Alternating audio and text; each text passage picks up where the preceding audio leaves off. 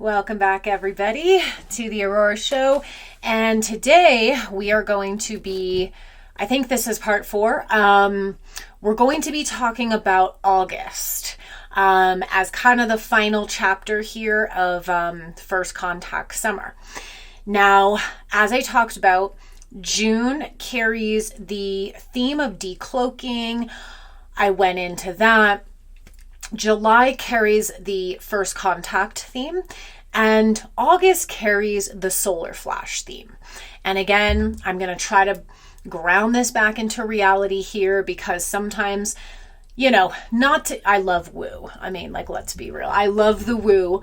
But sometimes it's too woo and it's not grounded and rooted enough in our reality, right? And so for a long time, there was all the theories, and I think I've shared this before, but back when I was first awakening, 2011, 2012, at that time, the solar flash theory was huge. I mean, that was like a really big topic in the spiritual community, especially leading into 2012, right? Because that was our original timeline, which we missed.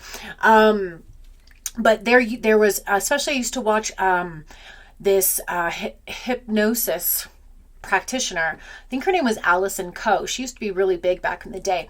But anyway, she had done hundreds and thousands of hypnosis sessions with people, and they would kind of go into this future timeline, and they would all describe, right, this solar flash, which they basically describes as this, either whether it be a solar flare or just some huge flash of light and energy, that everyone was basically poof, transported into 5D and New Earth. Now again, I don't disregard those things, right? There has been a lot of theories, a lot of visions, prophecies in the last 20 years about the ascension. I'm not here to say that any of those were wrong, because at that moment in time, right, you have to remember that timelines change. Timelines change moment by moment based on many factors, right? Based on what is going on etherically, which sometimes we can tap into, sometimes we aren't really sure what's going on, and based on the collective consciousness here on Earth, based on individual choices, the overall timeline changes all the time and changes rapidly. So that's why we have to always kind of stay in tune and in touch with what the moment is talking about, right? The present moment of now. There are endless possibilities. There are millions of timeline options. Now, what we do know for certain, right, whether it be from Project Looking Glass or looking at the astrological transits, looking at the incarnation cross of 2027, basically looking at the prophecies, whichever way you cut it, from every angle that you want to look at it from, we know that the eventual outcome of this whole thing is ascension, right? Is that we do move into a new earth, a new paradigm, a new species, a new epoch, whatever you want to call it. We know that that is the ultimate outcome. How we get there, though, that can change, right? And so the solar flash, I believe, was a real and true vision, prophecy, download information about a possible timeline that could have happened. We have surpassed that, though. We're beyond that. Now, I have seen some recent theories, which I would more resonate with, right? Is I saw a girl on TikTok recently talking about the solar flash, and she was like, I believe that we are now receiving the solar flash in many stages. And I would agree with that, because biologically, spiritually, emotionally, mentally, physically, we were not prepared for a rapid transition into New Earth. That's become very apparent, I think, with Chiron now in Taurus for this 4-month window. That is going to be something that I talk about as well, especially in the next 4 months, is the healing of our bodies, the integration of spirit into the body, the rootedness and the groundedness in the body and the connection with nature. All of that is essential. It's essential to this alchemical process. It's not just going to like poof us, okay? I know we wish that would happen. And like I said, if that possibility of that timeline was still at play, we would have been done that, okay? It would have already happened. Okay, so we're not there. So we have to understand that things have changed, right? We are in a fucking experiment. Okay, so when you're in an experiment, when you are a living guinea pig in an experiment, you have to be versatile. You have to pivot. You have to be adaptable, okay? Because things change. You try things, you see if they work. Sometimes they'll work for a period of time and then they no longer work, and then you have to, again, become flexible. So, solar flash. First of all, this is an internal event. Mom would always talk about that. I talked about that with decloaking, how she always said it was an internal event, right? That decloaking, what that really meant was when the individual God self decloaks as their true authentic self. They start to live authentically and honestly and truthfully and not from the ego mask, right? First contact. First contact is a individual experience before it's a collective experience. And that means you are making contact. I'm saying right now, making contact with your future self, making contact with our future civilization that I think very much exists, right? And kind of bridging the gap between the future and the now. But it also means regaining first contact with your soul, with spirit, with source, right? Same thing with the solar flash. It is an internal event before it's an external event, right? And so she always said that the solar flash on an individual level was basically when our bodies could hold enough light that it would create this kind of experience, right, of an internal solar flash. Now, we could interpret this in many ways. I will tell you my personal theory on that. We just did, in our New Earth Activation Seminar this month, we just did the activation of the Ring of Light, and this is exactly what we did. So, utilizing the wisdom of the Gene Keys from Richard Rudd, we activated the Ring of Light and talked about how basically what we're all focusing on now, we've done so much of the spiritual and etheric and energetic work. What we need to focus on now is how do we integrate that into physicality? How do we allow our bodies on a biological level to hold more light? Because the more light that the body can physically hold, and again, that goes through all the bodies, right? We have to be able to mentally, emotionally, and physically sustain more light. And as we move through those layers, we basically empty out of density, lower emotions, lower frequencies, lower thoughts, conditionings, programmings, wounds, traumas, fears, etc., right? Package that all up as one thing. When we can empty that out more and more and more light can be embodied. This triggers the DNA mutations. And that is what the solar flash is about. When the DNA mutations are triggered, we open up all the dormant DNA, which of course science says 90% of our DNA is junk DNA. Obviously that's not true, but they cannot understand it. They can't decode it. They can't test it. So they just call it junk. Obviously our dormant DNA is important. Also, we talked about the triple helix DNA. Right now we're in a double helix. We do have the templates to become triple helixed. We do have the templates to start moving more into what we call light bodies, which is not like we just disappear into thin air, but I think it's more of a balance and integration between being very energetic beings along with being physical beings. But right now we are super dense. We are very, very dense meat suits. So August has that solar flash energy. Okay, so in this first contact summer, what I deeply feel is that we are getting everything in pieces. We are getting everything as much as we can integrate and process and embody as we can. But the process overall, the ascension process, the evolutionary process, the shift, the transition, again, however you call it, whatever resonates with you, is accelerating. And so we're having to go through these things faster. And the summer is a huge window, as I talked about with Barbell's Basket. It's kind of like, hey, you've been in a long, many years and even decades of training and healing and learning, right? And transforming. And that has all been for the grand finale, if you will. It's like you've been training for the Ascension Olympics, and now the games are about to begin. So everything is speeding up, everything's becoming faster. And so August carries the solar flash energy. So if we look at the first week of August, so I did talk about in July's video the interestingness around the day out of time and the galactic new year, July 25th and 26th. Huge transits on those days. We will get ready for that, but that is preparing us, right? Every time we enter August, the whole first week of August, we are within the Lionsgate portal again.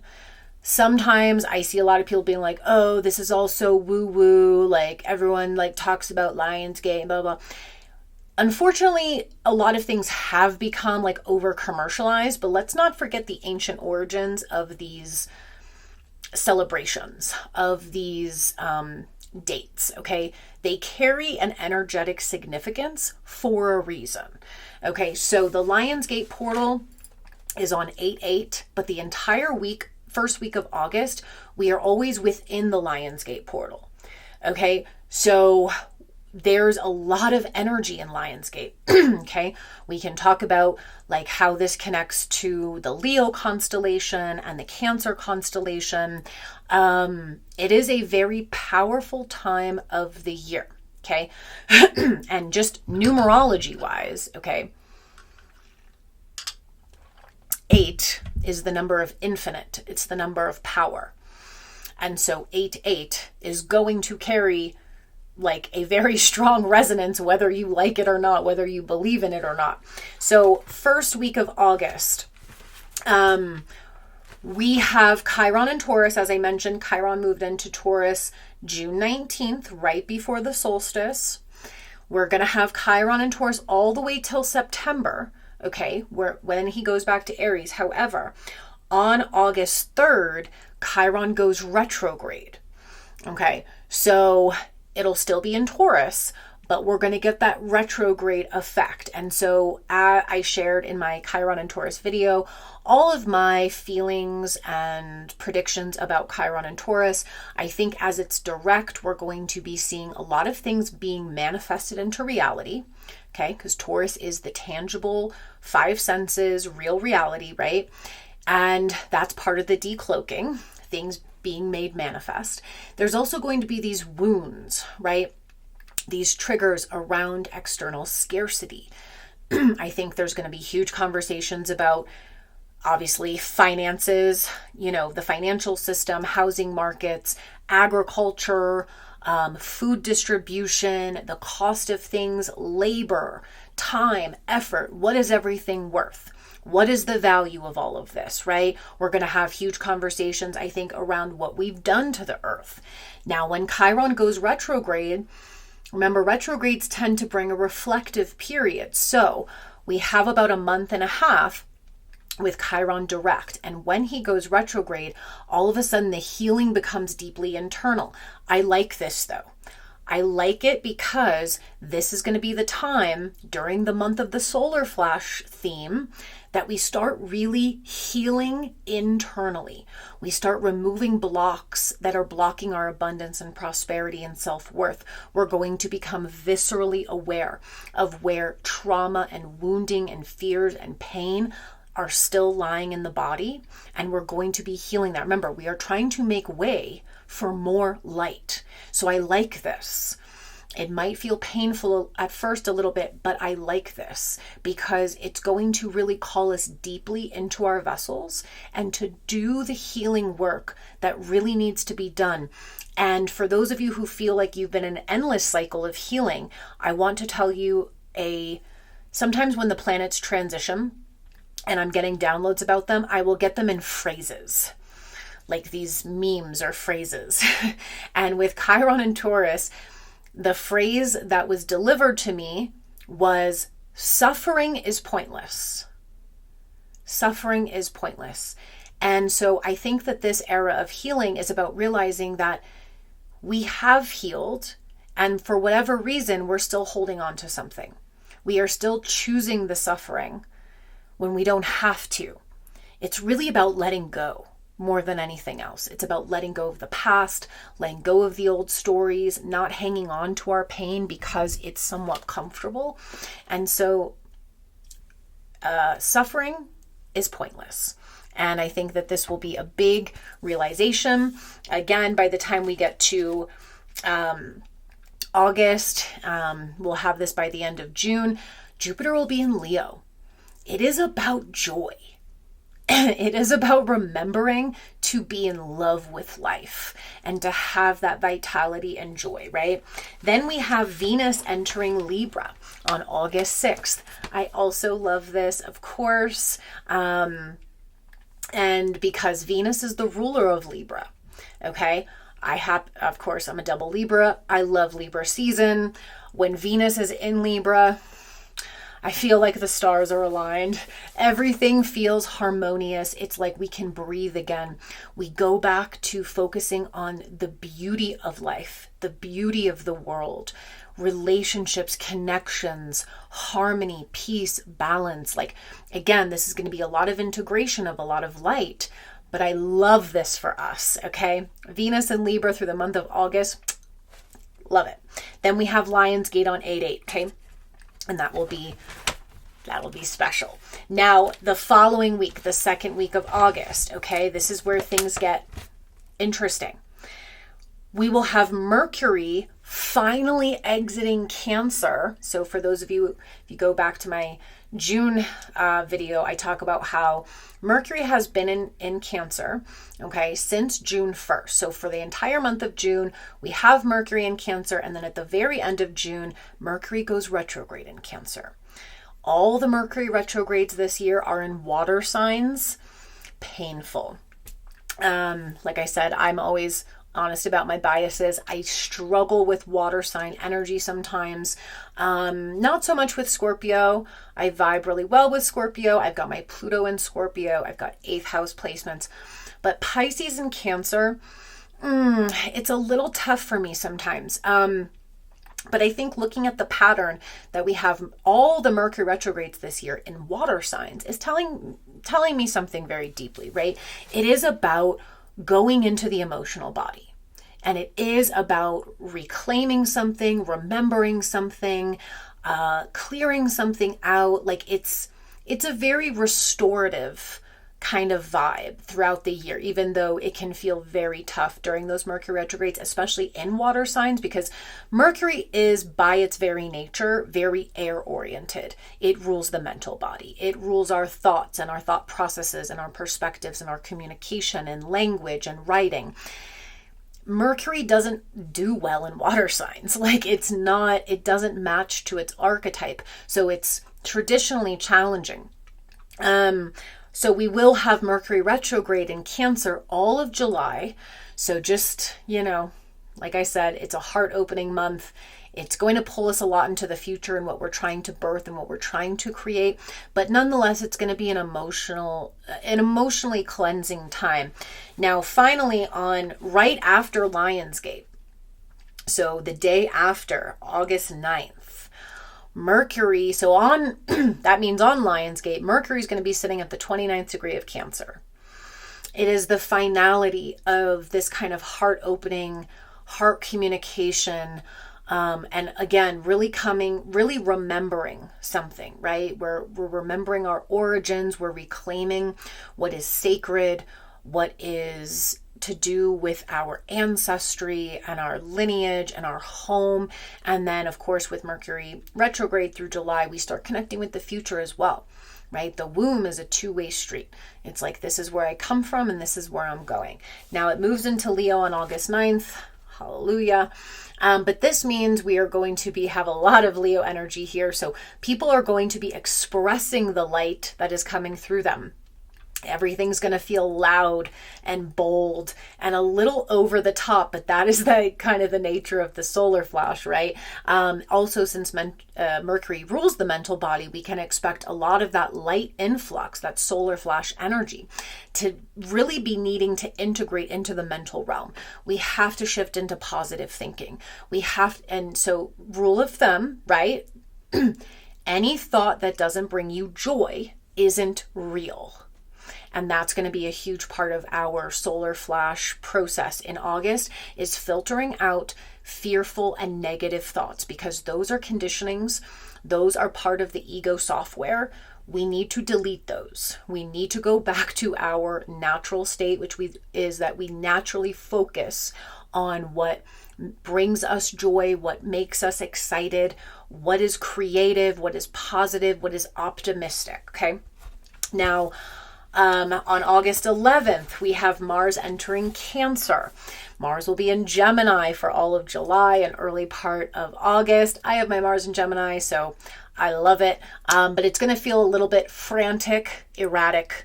Mars in Gemini, meeting up with Uranus, it's a lot. It's a lot. But Mars entering Cancer, middle of August, that is when suddenly we have to, again, you'll see the huge focus this summer. Cancer and Leo energy, luminaries, the inner world and the outer world, those coming into cohesion, right? They're ruled by the sun and the moon, coming back into symbiosis with nature, with the rhythms and cycles of life, right? Mars in Cancer, all of a sudden things become deeply emotional and personal to us. There's going to be a lot of, I think, needing to clear out the heart chakra. That's going to be also part of the solar flash energy, because remember, the heart chakra, and the heart specifically, has the strongest electromagnetic field in the body. So your biofield and your aura is quite literally created from the heart. That is your magnetism. That is your electricity. This is the power source. And so Mars in Cancer, it's about reclaiming that power. It's about operating from the heart and not the mind. Increasing the power of your biofield, your aura. And again, this is all assimilating as the solar flash, letting light deeper and deeper into the body. Now, here's what I have my eye on, because August is the culmination of first contact summer. It's also our second round of eclipses. We had the last eclipses in March. Okay, the first eclipse of August is going to be a total solar eclipse, which always catches my eye. A total new moon solar eclipse in Leo. Okay, now this is on August 12th. This is the first round of eclipses in Leo. So back in March, we had a full moon lunar eclipse in Virgo, still on that Pisces Virgo axis. And then we got our first little taste of the nodes in Aquarius and Leo with a new moon solar eclipse in Aquarius. Okay. And that was on the Chinese New Year. Again, I talked about how that took us back to February of 2018, where we had the same exact eclipse at almost the exact same degree. This is our first round with the Leo energy. So by this time, the new moon solar eclipse in Leo on the 12th, we will have the sun in Leo. We will have the moon in Leo. We will have Mercury in Leo. We will have Jupiter in Leo. And we will have the South Node in Leo. It's going to be a dramatic week, okay? Especially with the South Node involved. Now, why I also find this particular solar eclipse so massive is because it's the solar flash month, for one. And so to have this giant stellium in Leo, Leo's ruled by the sun, who is going to have something to do with the solar flash one way or the other. That tells me that that is a moment. That is a moment where we could have maybe a giant solar flash, or if it's not a perceivable solar flash, we feel it energetically, right? That is the solar flash moment to me. Now, also, there was a while back, there was this like thing circulating on TikTok about Project Anchor. Now, again, if you research this, it doesn't come up with anything. It says that this is a myth and a rumor, that this project doesn't actually exist.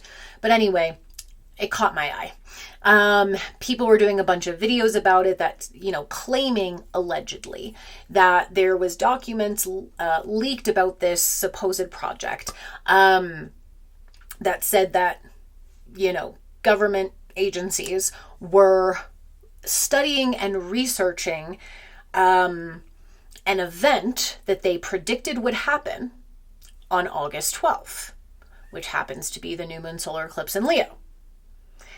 And they called it that because their theory was that something was going to happen to the magnetosphere of the Earth where we would essentially lose gravity for 7 seconds. And again, this is all alleged because you can't find anything on it. But anytime, even if something can't be proven through research, but I feel something about it, I'm onto something. So whether or not that's a total lie, totally made up, total myth, or whether there is something to that, why would they be choosing that date, right, of this alleged project where allegedly we would be losing gravity? And so they were studying and experimenting with things to quote unquote prepare for this event. Here's the other interesting part. So as you guys might know, when you have lunar eclipses or solar eclipses, there are eclipse paths. Okay, so it's not necessarily that everybody in the world gets a full view of every eclipse. There are different eclipse paths. And usually wherever the eclipse path is, it's most significant for that area of the world. As an example, the total solar eclipse in Aries that occurred in April of 2024, that path of totality was right through the United States. I was there. I got to see that eclipse. It was incredible. And so that path of totality that it took, again, what you will see is when you can track it, months and years after, you will see increased like weather activity, storms, sometimes earthquake activity, etc., that tends to happen on that path because such a huge amount of energy is now laid there, right? So that's an example. We also had a total solar eclipse path in 2017. And so both of those made a giant X across the United States, 2 paths of totalities within 7 years. So that's just another fun fact. But okay, so this solar eclipse in Leo, right, linking us to this myth of a possible government project investigating loss of gravity, solar flash themes. Okay, so where's the path of totality? The path of totality is by the North Pole. So we know that the poles have slightly shifted. They are shifting. We actually are overdue for a pole reversal, which is why everybody talks about the Great Pole Shift, etc. Anyway, so we know that the poles have shifted and they've started to accelerate their shifting. Whether or not we will enter a total pole reversal, I don't know. Who am I to say? Could happen. We would hope that it doesn't because it does cause like cataclysmic events, right? So I think we're trying to avoid that. But nonetheless, the path of totality is around Greenland and the North Pole, and then it also goes slightly towards where the pole has shifted to. So I thought about that and I was like, even if this project isn't real, it's drawing our attention to something that people are even talking about this. An eclipse over the pole could in fact indicate that would mess up our gravitational field. Where is loss of gravity possible? I mean, I'm not a scientist, but energetically, sure, absolutely. And the fact that it's a south node eclipse means that it is eclipsing something from the past. So if we think about Leo, right, and solar flash energy and the sun, we are essentially what we're talking about is eclipsing the past biologically, right? getting rid of the old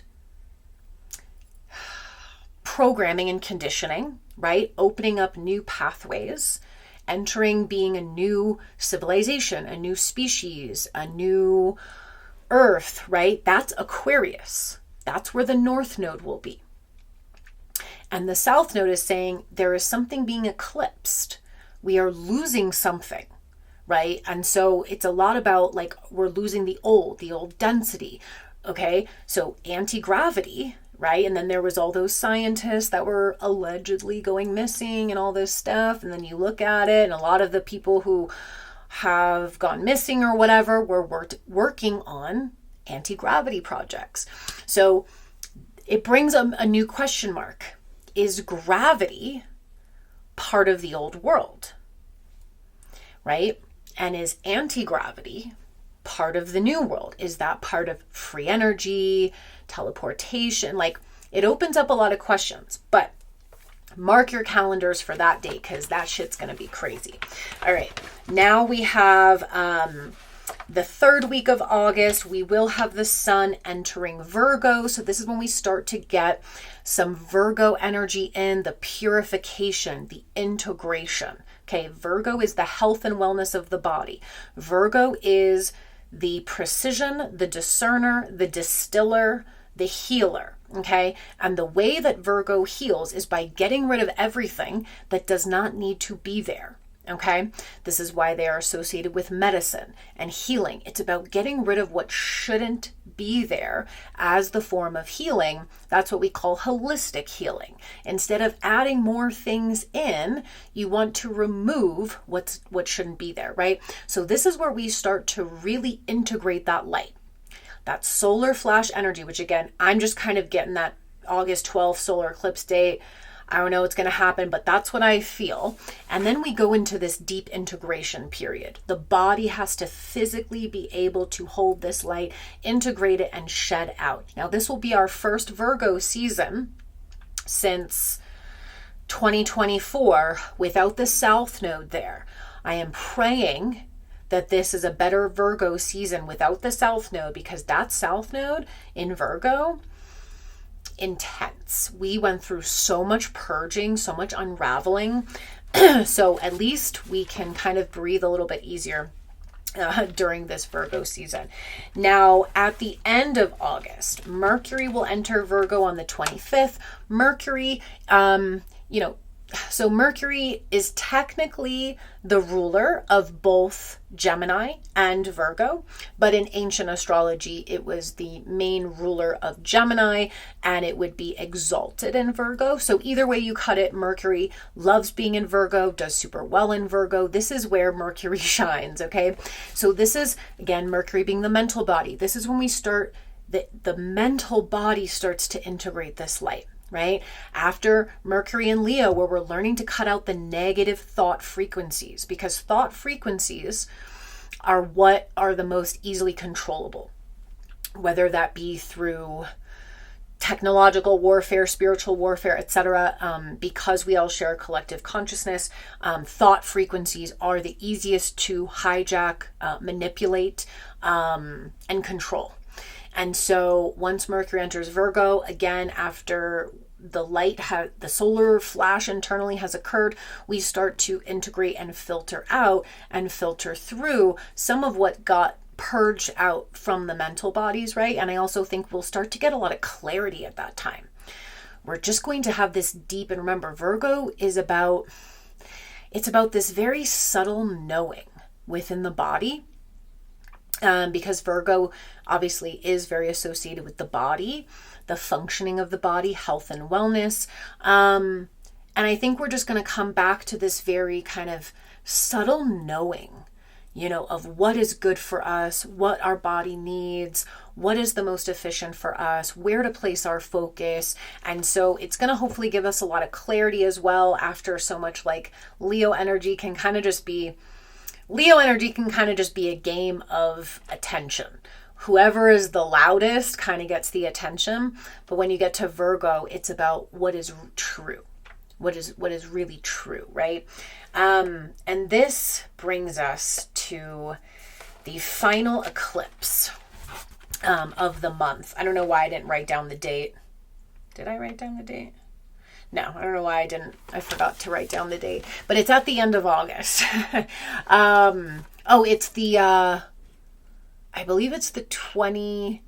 It's the 28th, 828. I remembered that. 828 is an interesting date. That is our final eclipse in the Pisces axis. So you always get a bit of that crossover when the nodes change, where you'll still get some eclipses in the previous axis, and then you'll start to get eclipses in the next axis. This is how the cosmos help us kind of, transition, if you will. So this is our last eclipse in Pisces. I don't love this, I'll be honest with you, not only because of my biases with Pisces energy, but a full moon lunar eclipse in Pisces, I don't know. It sounds and it feels like something very paranormal could occur. Pisces is paranormal. Something paranormal, mystical, mysterious could occur. But also what I find is, because of the nature of Pisces, where it is so kind of otherworldly and the veil's very thin and everything is kind of blending and bleeding into one another, I also find that some of the worst spiritual warfares happen during that time. Not to inject fear into it, but it's not my favorite eclipse. And so what I feel is that I'll as we get closer to that date, I'll definitely talk more about it. But I do feel that would be a great eclipse for everyone to be doing cleansing work, protective work, meditation, boundary work for sure. Like after the solar flash energy, remember, the body's going to be going through a lot. We're going to be integrating and, anchoring in, and lots of mutations and things happening internally. So that is a time, I would personally recommend on that eclipse date to carve out as much solitude as you possibly can. If you have to be out and about, like many of us do, then it's just to be very, very conscious. Protective bubbles, cleansing work, and protection intentions, things of that nature. And this is going to be at 4 degrees, which is a Cancer degree.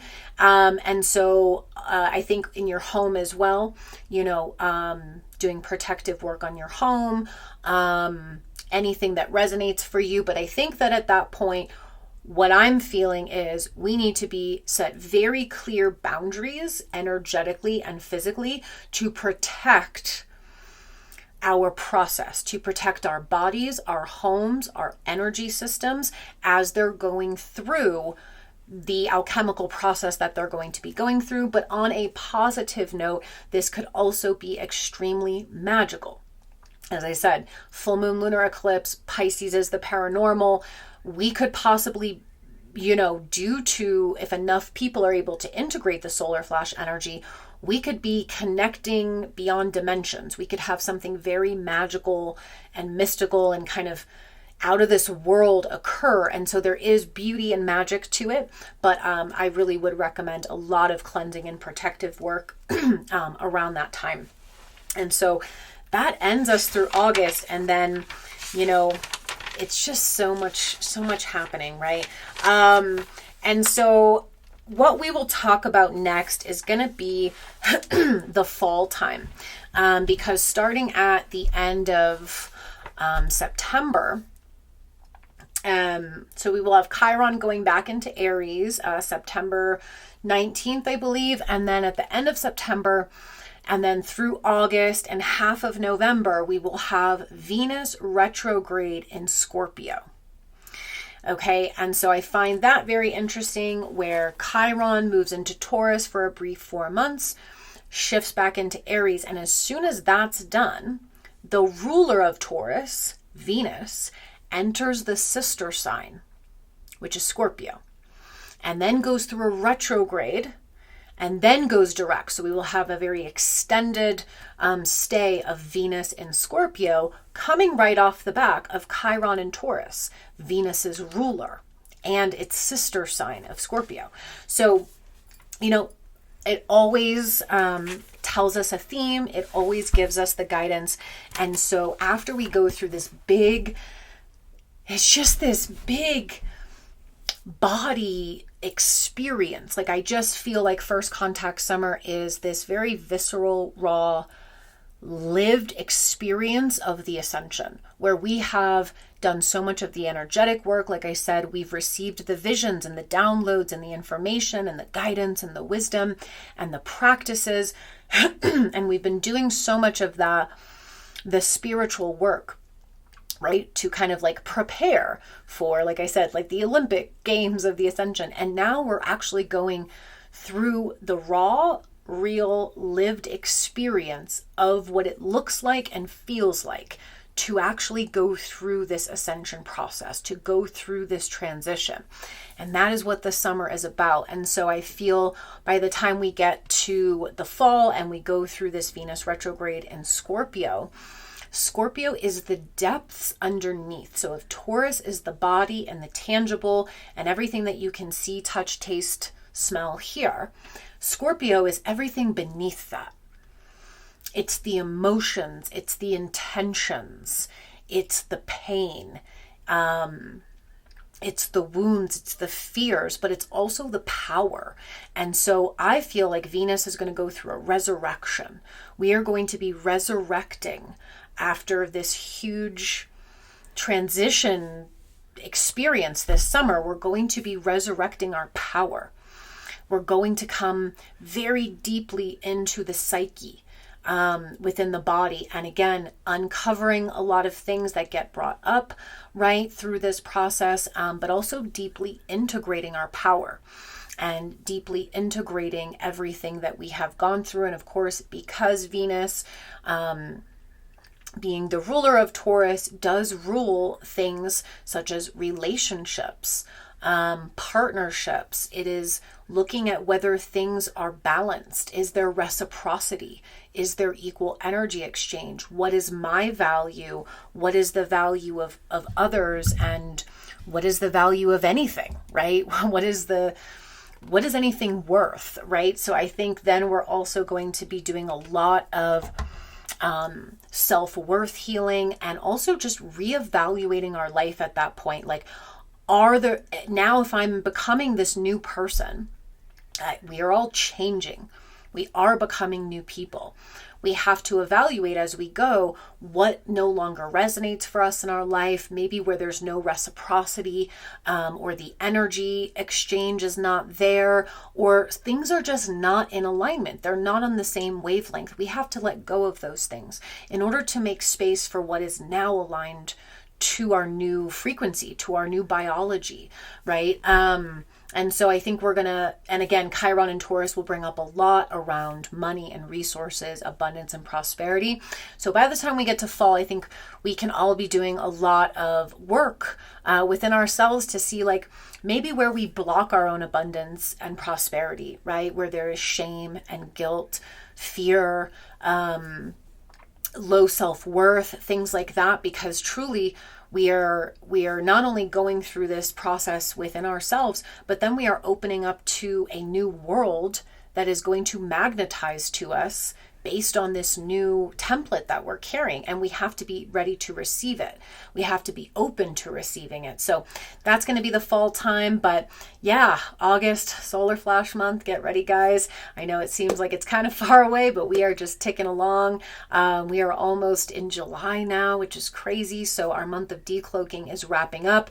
The summer solstice was just a huge illuminator of that. So yeah, love you guys. And I will be hosting my July astrology gathering, July 28th, I believe, or 29th, one of those two, this weekend. For any of you guys who want to join, we're going to be diving into the July astrology and really preparing ourselves for what that first contact means, how to work with it, how to channel it, and especially preparing for that nodal shift at the end of the month. So yeah, love you guys, and I'll be back soon with part 5.